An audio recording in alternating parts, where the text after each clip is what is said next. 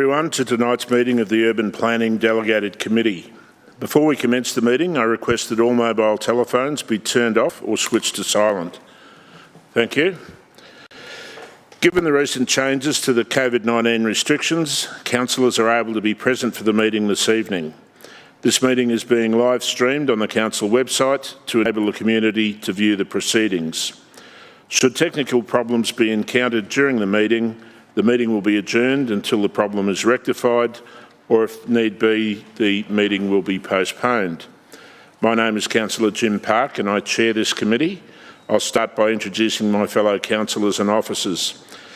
Seated to my left at the horseshoe table are the Mayor, Councillor Gary Thompson, Councillor Susan Bigger, Councillor Cynthia Watson, Councillor Nick Stavru, Councillor Felicity Sinfield, and on the opposite side, still working around, Councillor Lisa Hollingsworth, Councillor Wes Galt, Councillor Di Gillies, Councillor Jane Addis and Councillor Victor Franco.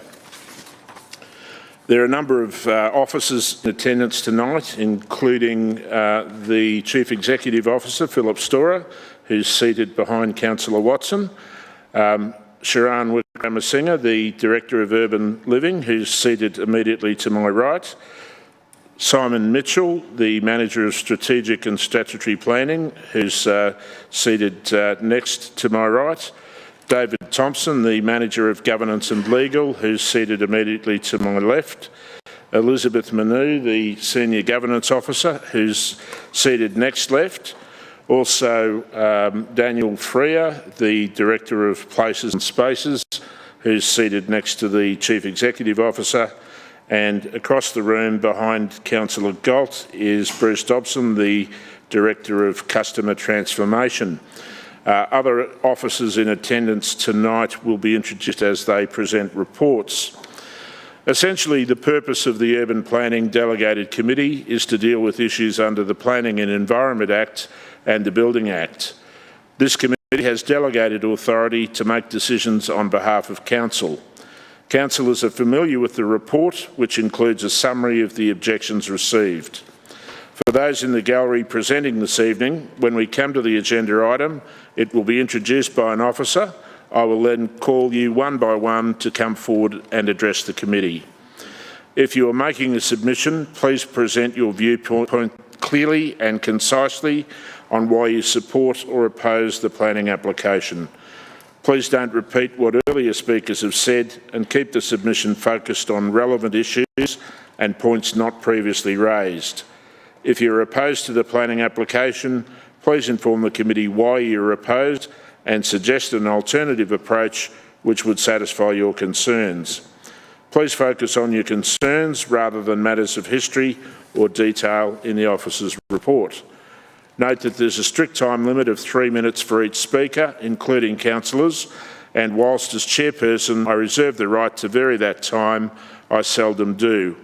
I'll ask speakers to stand at the lectern when addressing the committee, and those against will speak first, followed by those in favour.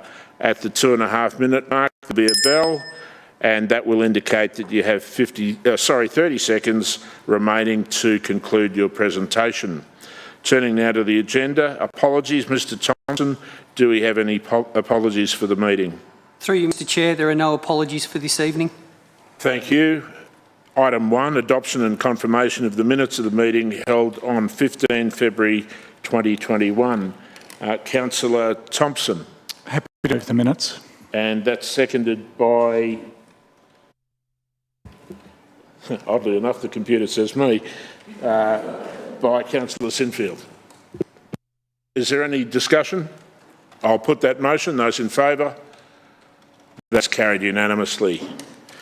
Item 2, declaration of conflict of interest of any councillor or council officer. Are there any such declarations? No. Item 3, presentation of officer reports. Item 3.1, 138 Barkers Road, Hawthorn, and that report will be presented by Marjorie Kennedy, Coordinator of Statutory Planning. Thank you. Thank you.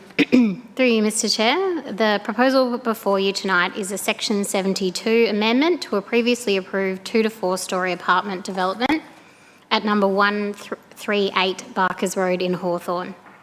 The matters to be considered are limited to the changes proposed and is not an opportunity to consider this application afresh. A detailed description of the proposal is provided in the officer's report. However, in summary, the amendments are as follows. Increase in the number of dwellings from 45 to 50 through internal changes. An increase in visitor spaces from 9 till 10. A change in location of the two-way vehicle entrance to Barkers Road, which is supported by Vic Roads. Removal of glazing above planters on balconies and replacement with a solid balustrade. The pedestrian gate to Hawthorn Grove to be inset from the front boundary. Updates to the waste storage areas to facilitate the increase of dwellings, but also to provide FOGO. Provision of additional screening to 11A Hawthorn Grove. This was an amendment in response to an objection lodged during the notification to this application. Just as importantly, the proposal does not seek to increase the height of the buildings or reduce any setbacks to any frontage. The proposal does not seek to amend the existing and approved endorsed construction management plan, and the proposal does not seek to create any new vehicle or pedestrian entries to either Barkers Road or Hawthorn Grove. For the reasons set out in the officer's report, the amendments are recommended for approval by officers. Thank you. Thank you. We have one presenter tonight, and that's Ms Alison Hoskin from Urbis. And if I understand correctly, Ms Hoskin is accompanied by Mr Nigel Mack from Plus Architecture for the purpose of answering any questions that might arise. Ms Hoskin, if you could commence your presentation with your name and address, thank you. Sure. Thanks for the opportunity to speak this evening. I'm Alison Hoskin from Urbis of level 10 477 Collins Street, and we're the plan consultant representing the permit applicant. As mentioned, I've got Nigel Mack here from Plus Architects, who's available to answer any more specific technical questions. Overall, we agree with the Council Officer's recommendation for support and the proposed amended conditions, and we're happy to respond to any queries. We reiterate the changes are for amendments to the previously endorsed scheme, and the only matter before Council this evening are these minor amendments. As Marjorie has said, the amendments seek relatively minor changes to the existing planning permit approval already in place at 138 Barkers Road in Hawthorn. Since lodging the amendment application in June 2020, we've been working to achieve what we believe is a positive design response, which responds to the feedback received from council officers and addresses objector concerns. The changes sought have largely come about due to new architects on the project, plus changes to the market since the original permit was granted, where demand for large apartments has changed to slightly smaller apartments. The key focus of the amended scheme is still on delivering high-quality apartments, and the amenity has not been compromised to achieve the additional 5 apartments, which include generous balconies and living areas. Importantly, the additional apartments are absorbed within the existing building envelope and will result in minimal change to the external appearance of the building overall. Full compliance with statutory car parking and bicycle parking requirements is achieved. Visitor parking and storage areas have been adjusted to accommodate the additional 5 apartments. We reiterate that pedestrian access via Hawthorn Grove was previously approved and no changes proposed other than setting back the front secure entry gate away from the footpath. With regard to overlooking concerns, all privacy screening committed to under the existing permit has been retained, and this is reflected on the architectural plans. Additional privacy screening has been added to windows within 9 metres of the neighbouring property's private open space at 11A Hawthorn Grove. Although not required under the existing approval, this is offered in response to the adjoining property owner's request. The proposed changes to the balcony balustrades are minor. The height of the balustrades will remain unchanged and no new overlooking opportunities will result. Overall, we believe the proposed amendments will retain an appropriate design response at the site. The changes are minor in nature and will not result in any additional amenity impacts beyond what has already been approved. We appreciate Council's consideration of the proposal. and we respectfully request that councillors uphold the officer's recommendation to support this application. Thank you. Thank you, Ms Hoskin. And if you wouldn't mind remaining there, there's a number of questions, I think. The first is from the Mayor. Thanks, Chair. Have we got full compliance with the Better Apartment Design Standards? And if not, where are we not meeting the standards? I understand that overall there's a high level of compliance. The size of the apartments are quite generous, with generous balcony spaces and living areas. There's no snorkel apartments. The room depths don't exceed 9 metres generally. So I think on balance, overall, we've got a good level of compliance with internal amenity and BADs. And just to follow up, Chair, if I can, how does this compare to the previous scheme, the same question? From what I understand, the changes are limited to a couple of apartments, so it's not reworking the overall, all of the apartments in terms of amenity. It just relates to some of the apartments where they were previously larger, and they've been, I understand, two-storey, and they've been reduced to slightly smaller apartments. But overall, the size and the amenity is generous and appropriate. So there's no loss or further non-compliance with the BADs with this current scheme? Not that I'm aware of. Okay, thanks, Chair. Thank you. Are there any other questions, councillors? No? Thank you for your presentation. If you could return to the gallery. Thanks. Ms Kennedy, any matters arising?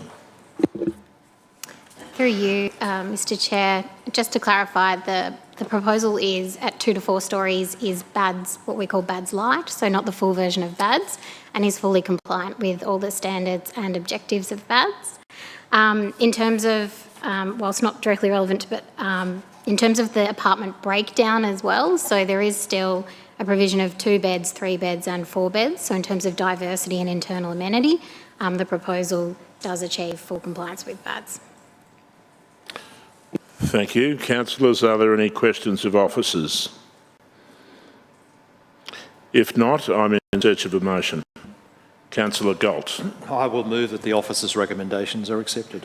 Thank you. Is there a seconder for that? Councillor Sinfield. I second that. Thanks, Chair. To assist Councillor Galt, at this juncture, is there any opposition? It appears not. Councillor Galt. I've moved that they be accepted because they're fairly minor changes and they seem to be compliant with the original approvals, so there would be no reason to hold it up from there, I wouldn't think. Thank you. If there's no speakers against, I will put the motion. Those in favour? That's carried unanimously. Thank you. That takes us to item 4, general business. Are there any items of general business? Councillor Galt. The issue in this application of parking in Hawthorne Grove was raised.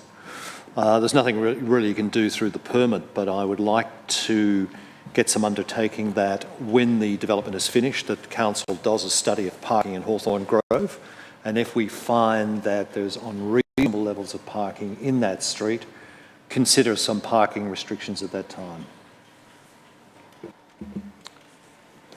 Through you, Chair, thank you for raising the item, Councillor Galt. That is certainly something we can look at. I notice my colleague, Mr Freer, is here, and the traffic engineers can be tasked with looking at the locality once the development is complete, and in the event there is impacts on on-street parking, they can consult with the residents in nearby properties and consider an appropriate scheme. Thank you. Is there any other general business? Item 5, urgent business. Are there any items of urgent business? Item 6, confidential business. Are there any items of confidential business? Then I declare the meeting closed. Thank you.